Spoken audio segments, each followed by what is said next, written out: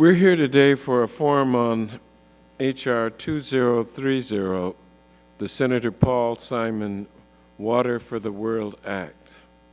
And I am delighted to have as our witnesses. Our next witness, Mr. Thione Niang, has a motto adopted from a quote by Marion Wright Edelman,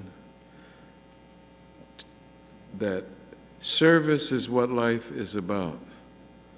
And his unwavering commitment to bring change to communities near and far, to people young and old, and from across the world, even at his young age, is remarkably admired by many people.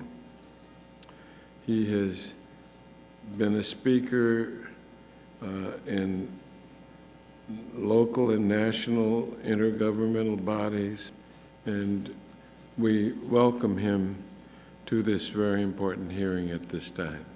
Thank you, Mr. Chairman. All these distinguished members here today, I greet you all. I'm honored and pleased to be a part of this very important forum in these hallowed halls.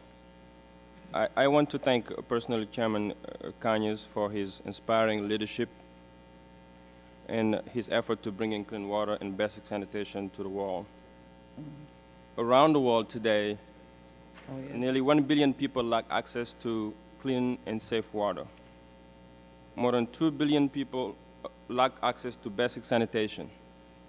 Most of these people live on less than $2 a day, and I happen to be one of those people before. They are the voiceless and powerless of the world. Water is not simply a humanitarian challenge. It is a threat to our global stability and our global economy. The United Nations recognized the important reality and need to provide to clean water and safe drinking water to the world's population. When they included among their Millennium Development Goals cutting in half the proportion of people living without sanitable access to safe drinking water and basic sanitation by 2015.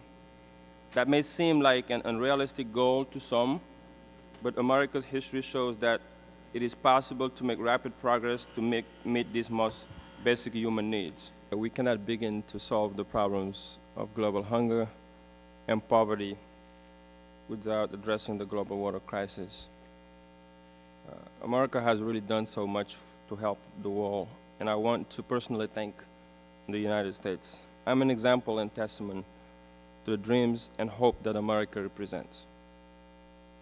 I grew to these conditions that everybody has described in West Africa, Senegal. I'm also thankful for the hope America gives to millions of people like myself who come here for the hope of freedom and democracy in action that pushes for the balance of justice in a pluralistic world.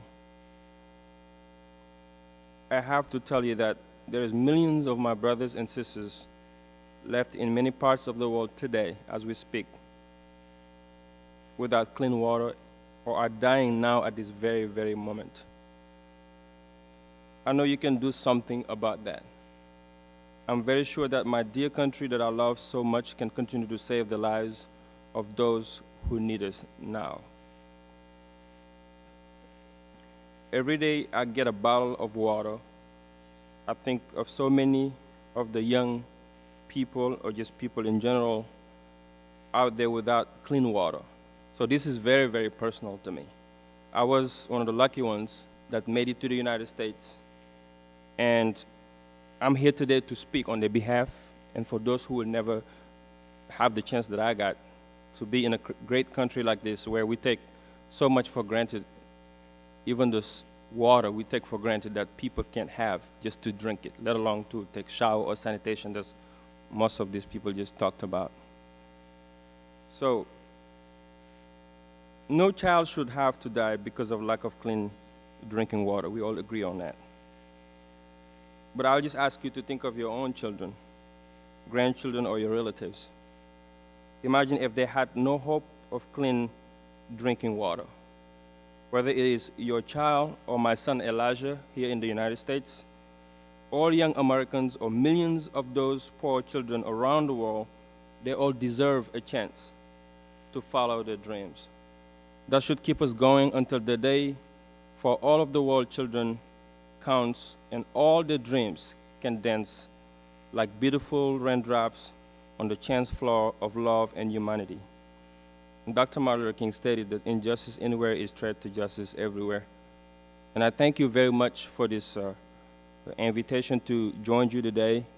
And I hope that you will continue to work hard to get your colleagues to help the Congressman, the chairman, on this matter, because it's a very, very, very important matter around the world, as he just stated, that as we're speaking right now, there's millions of young people that are dying at this very, very moment. And we can really do something about that. Thank you very much. Could I ask our two witnesses, Mr. Niang,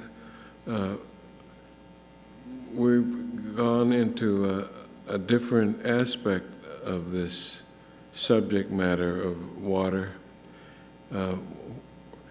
What are your comments that you would add to this discussion?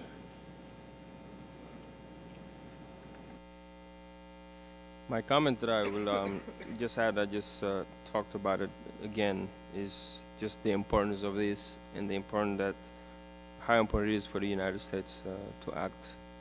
And also to, like you just talked about it, we can't go around the world by ourselves anymore. The world are looking into what we're doing. We can set the tone for the rest of the world to follow. And for that, I'll just call into you and your colleagues to really do something about this for those millions of people out there who need us for this issue.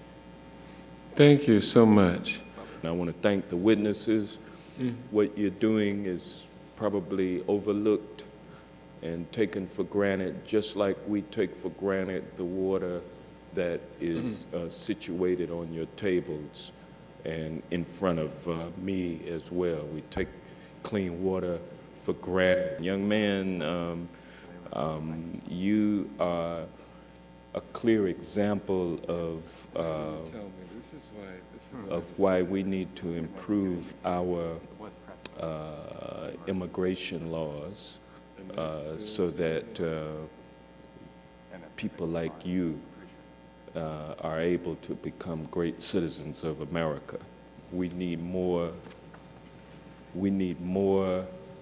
some would disagree, but I'd say we need more people like you seeking to come to this country.